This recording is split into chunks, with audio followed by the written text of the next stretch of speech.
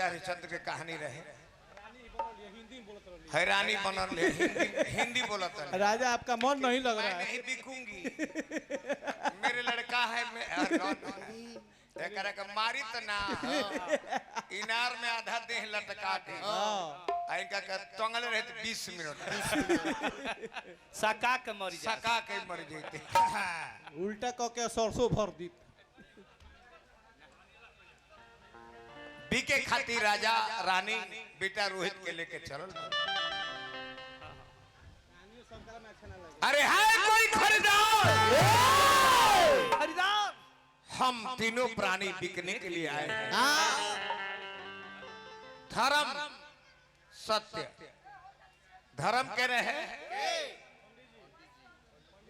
पंडित जी धर्म बन गए आ सत्य जन बाड़े डोम बन गए पहुंच गए लोग। अरे है कोई खरीदार? हम तीनों प्राणी बिकने के लिए आए हैं। ठीक है तुम्हारा क्या मोल है? जो आप देंगे वही मेरा मोल है। राजा हरिश्चंद्र डोम के घाटे बेचा गए। रानी से ब्याह ब्राह्मण के घर में बेचा गई। राजा हरिश्चंद्र कहले जे बचवा के दाम कितना लगावता रहो। कहले पंडित जी के देखो हो गाय के दाम होला बछरू के दाम ना होला। गाय के संग बछरू फ्री में जाए गाय के संग बछरू फ्री में चलो। जब चल रहे राजा रानी आँखी में लोर भर के कहता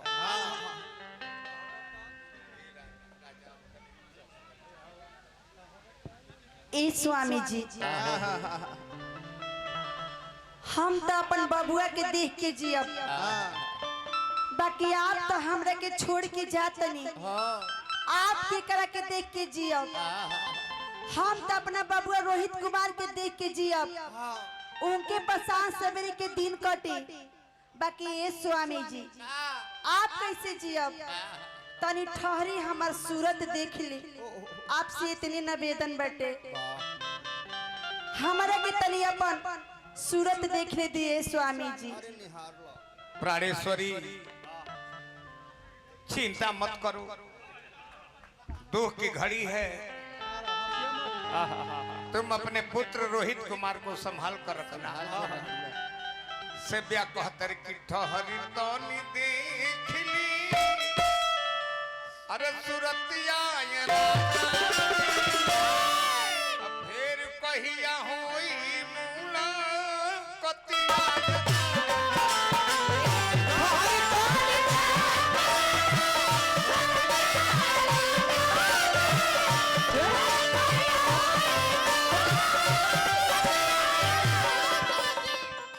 हम ताजी अभी अपना बबुआ के निहार के रौला कैसे जिया हमरा के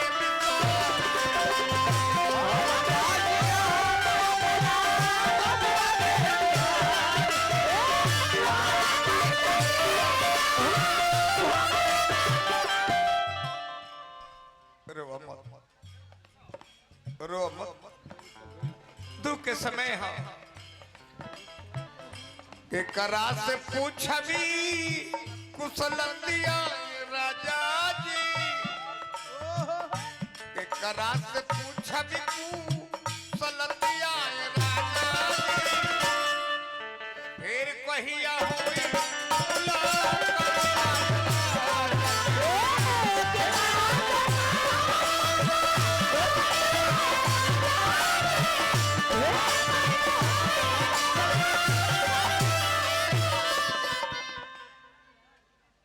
चिंता मत करो रानी जाए दो परीक्षा की घड़ी बा ले जा बबुआ के। रानी सेव्या ब्राह्मण के हाथ में बिका गई। राजा हरिश्चंद्र के नाम वही घड़ी जौन डोम रहले बदल दिले कि आज से तुम्हारा नाम हरिश्चंद्र नहीं रहेगा हरिया हो जाएगा। ड्यूटी तुम्हें शमशान घाट पर करना है। अब बिना कर लिए किसी लाश का संस्कार नहीं होने देना है।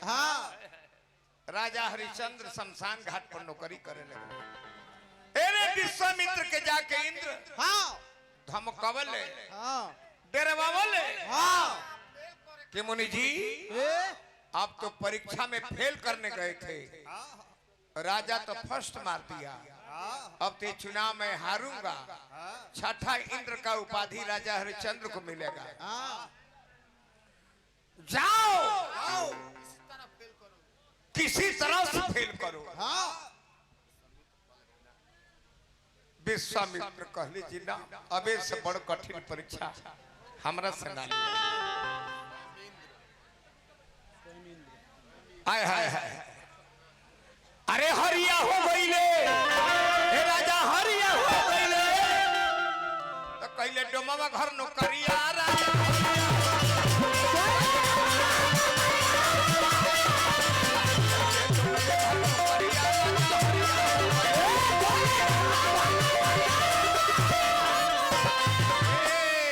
समय हंसादी समय रोआदी समय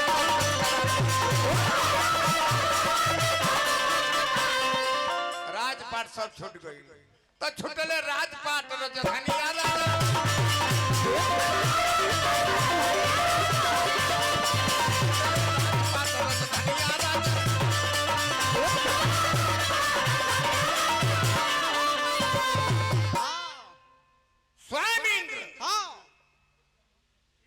पंडित जी के फूल खातिर जास रोज रोहित कुमार तक्षक नाग के भेष बना के फूल के टहनी पे छिपल बड़े अजय फूल पर हाथ बढ़ावत रहे आ तब तक डांसते हले। उनका संगे कुछ लड़का लोग रहे, दौड़ के जाता लोग, अरे दासी अरे दाई तोर लड़का के सांप काट देले बा, फुलवारी में जाके देख बर्तन मलत रहली, जाई चाहतारी पंडिताइन रोकत तारी जे ना दुगो थाली बा और माज के जा नाम कह के निकल। कैसो कैसो साड़ी ले सरातिया बगान में जा तारी, बेटा के लाश करिया हो गई दिया से पिया आंखें में लोर भर गई। स्वामी जी हमारे कहले लेकिन बबुआ के संगूर के रखी है, आज ही का हो गई।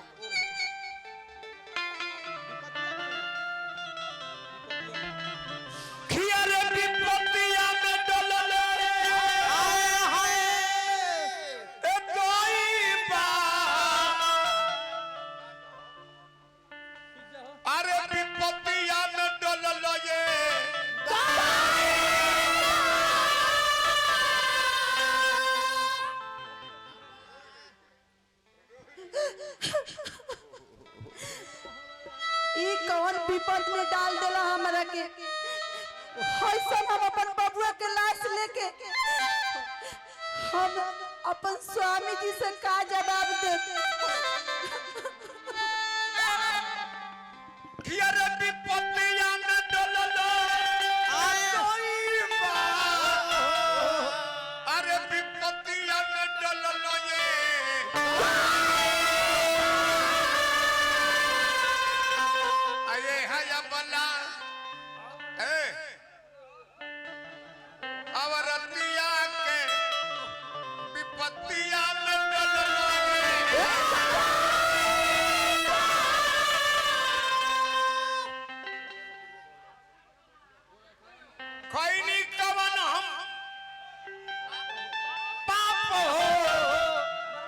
हमारा बबुआ के डसली हलसी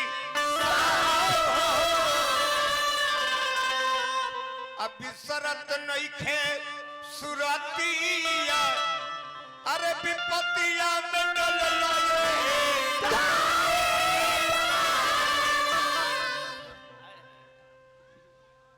हमार स्वामी जी पूछिए तो हम उनका सामने का जवाब दे। कले रहन की बबुआ के देखी बबुआ हमार छोड़ के दुनिया से चल गइलन कि करम माया गया अरे लागल हो हमर छोड़ के सुगनमा भागल हो पूछी है सजनवा जब पतिया अरे विपतिया ने डललोए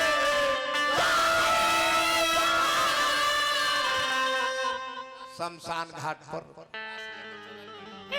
अपना साड़ी के थोड़े फाड़ के आ कफन बनवले बाड़ी आ लेके पहुंचे तरी शमशान घाट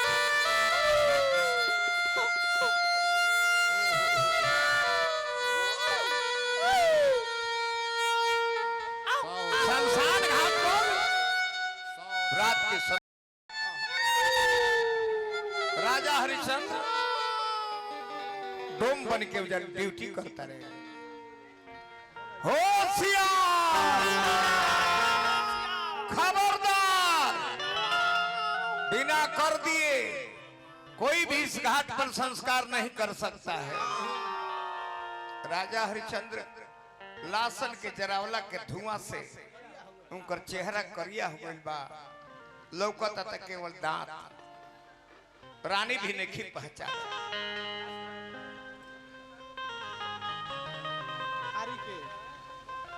रानी कहतरी जब आंख मुंह आवाज पहचानली तो जान गई कि हमरे पति हवन। आंख में लूर भर के कहतरी कि लाशु पड़ी तेरी लालन की लाशु पड़ी तेरा क्या मैं हरने जाऊंगी, कुछ नहीं कुछ तुम्हें दे जाऊंगी। होशियार तुम डाइन लगती हो, बिना कफन की लाश लाई हो, साड़ी में लिपट करके। यहाँ संस्कार नहीं होगा, तुम डाइन हो। कली की हे स्वामी, हमरा और पत्नी से ब्याह है, हैरा और बेटा रोहित हो। कोई बात नहीं, जिस धर्म और ईमान के लिए हम राजपाट त्याग करके तुम्हें बिक गया, मैं अपने आप को बिक दिया, और यहाँ धर्म के पद से मुझे मत डगमगा। ठीक है स्वामी, आधवा सारी फरले बड़ी रखो वहां पर कि फारी के सारी बनवली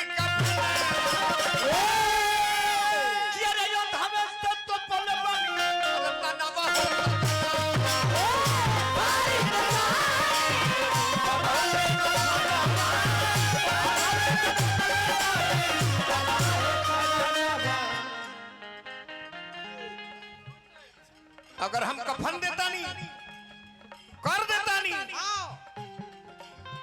कर दे विस्तारी के होई तन उघार हो। अरे झट से चुनरिया रानी तेरी अपकार हो। तो डोले लागल धरती और डोले आसमान। अरे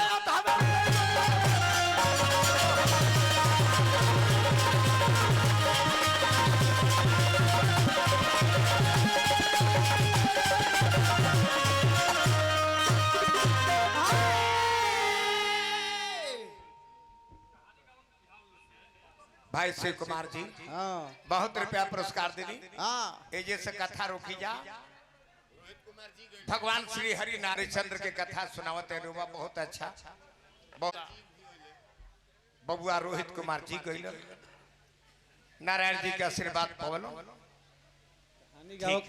कहानी गाओ के बुझा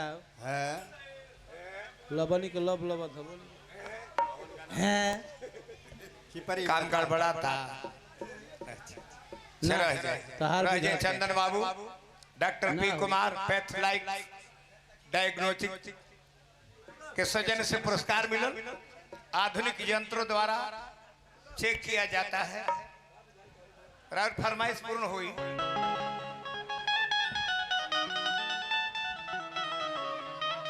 श्रीमती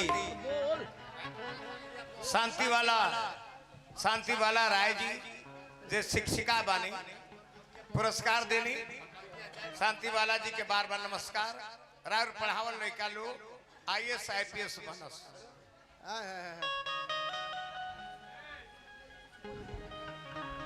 हमरे शिव कुमार बाबू 100 रुपया पुरस्कार देनी बार बार प्रणाम बा कटनी करो हऊ तो हमरा के कहते रहे कि भसुर सूत के खोई है ना ना ना सूत के ना खोई है तोरा के सुता के खियाई सुत रहू खात रहो। श्री रमाकांत राय जी 100 रुपया पुरस्कार देनी हार्दिक अभिनंदन बा। हई तो कहते माई फूट कटनी छोड़ा हम कटनी नहीं करेंगे। अरे कटनी नहीं करोगे तो मत करो मत करो। हमारा दाज है ना हाँ तो हमको सुता कर मत खिलाओ हाँ। हम तुम्हें सुता कर खिलाओगे तुम खाती रहो। डॉक्टर सुकेश जी बानी और बच्चा का तबीयत खराब बा रवा अपना घरे चल जाए। डॉक्टर सुकेश जी कटनी करा चलो चला ए राजा जी का हो रौरा कहत नहीं कि चलो खेत में कटनी करे कहीं सरसों पाक के अलगे झरता कहीं चाना मुंह अलगे बोले बा। ए राजा जी ई बताई कि रात भर सेज बा हमारे से खटनी करतनी आ दिन भर रौरा कहत नहीं कि चलो खेत में कटनी करे हमारे से कटनी होई ना काहे से कि बाप रे बाप हम नहीं कि बोझा डोले ना हम कटनी कैले हमारे से कटनी ना होई हमारे से ना होई। यह बुझे के बा एक ही गीत जहाँ जाता नहीं रोवा सुदर्शन बाबू रावा महान व्यास बानी महान बानी आए कही गीत हर मंच पगावा तो हई भैयवन के कुछ भेटाई हई भैयावा हमार 100 किलोमीटर 60 किलोमीटर से आइल बालो कोई जना हमरा से फोन लगा के एड्रेस पूछत रहे लोग अब का जना में के कौन जना रहन हम जानत नहीं कि कहाँ कार्यक्रम बा हम कहवे जे लालगंज वैशाली में पड़ेला। चलिए सौरभ जी कहवे जे अपन नाम लिख के दलू तो ना देला हला आय देखा मैटर खिरौरे तने जब रौरे तने जब खटिया पर खटनी रौरे तने जब खटिया अरे तब नहीं करो अरे जाओ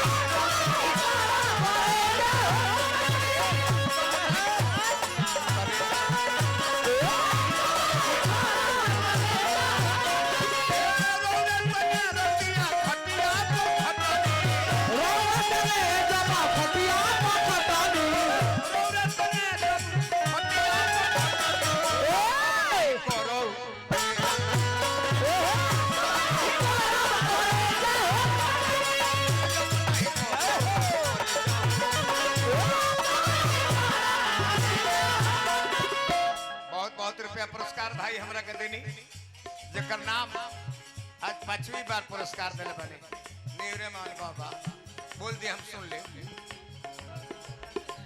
नवल किशोर राय नेताजी हजारों हजार रुपए पुरस्कार देनी नेताजी के बार बार प्रणाम बा।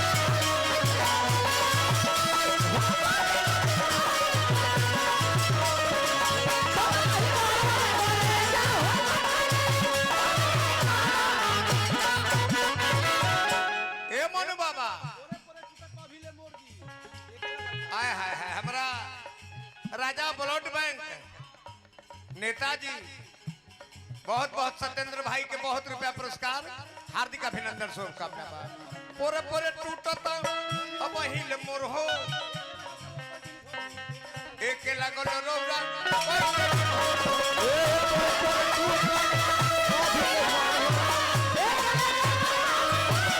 पूरे पूरे टूटत ए राजा मोर हो एक लगल रोरा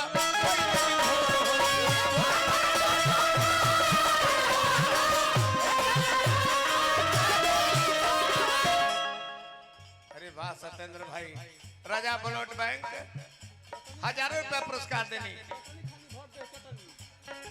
चटनी खानी रोरा भर दे चटनी खाना खो आवाज पर से दिख रखो नहीं आओ चटनी खानी रोरा भर दे हमसे न होई अरे जाओ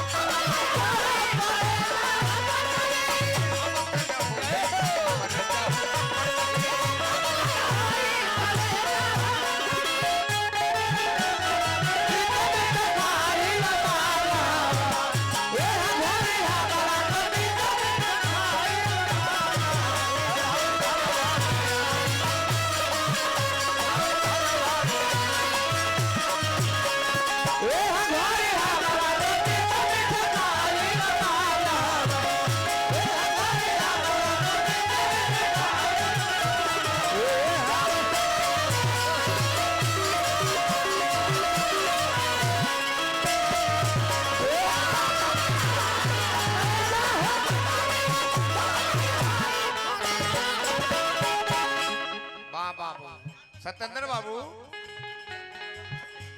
कहती है मौगी है ना वो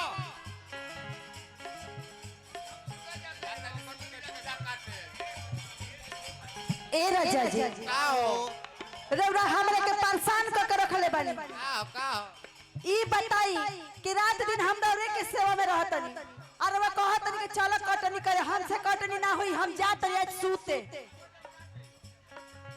हम जाता नहीं सूते रौरा करी कटनी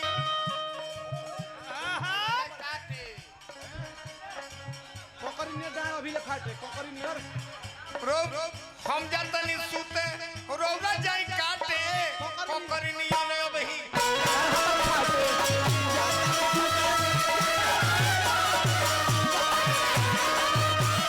हम जाई सूते रौरा जाई काटे कोकरी नहीं आने डाड़ अबही ले फाटे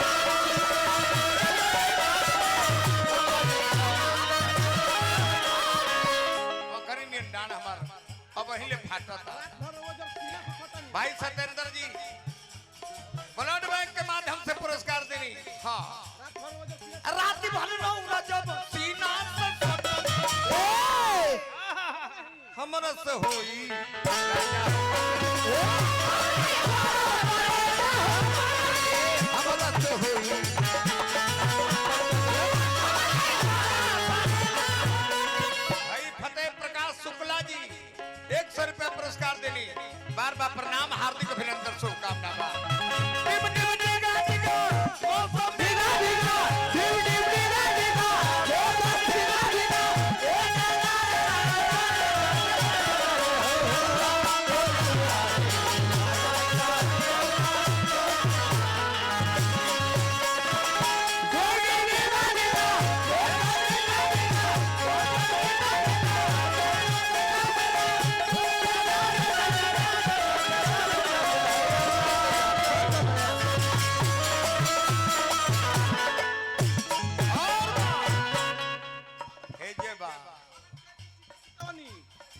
भारी रात चैत में चीते सुतवनी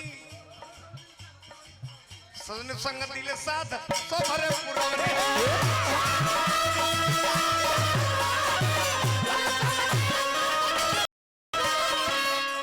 ए राजा जी हाय चैत के महीना चढ़ल बा आ जानते बानी के चैत के महीना जब भोरहरिया होला जा पुरुआ का हवा बहेला ए राजा जी देह के दर्द एकदम नसे नस कबार देला और औरे वैसन मर्द बनी के भर रात हमरा के चीते सुतावतनी चैत में राजा जी चीते सुतवनी सोनू संग दिल साथ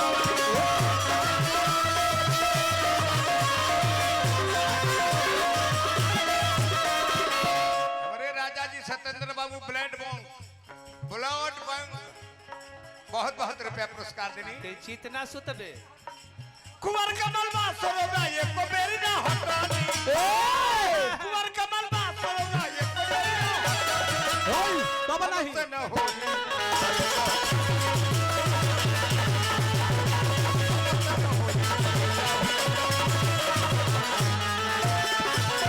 बोली आनंद कंद भागा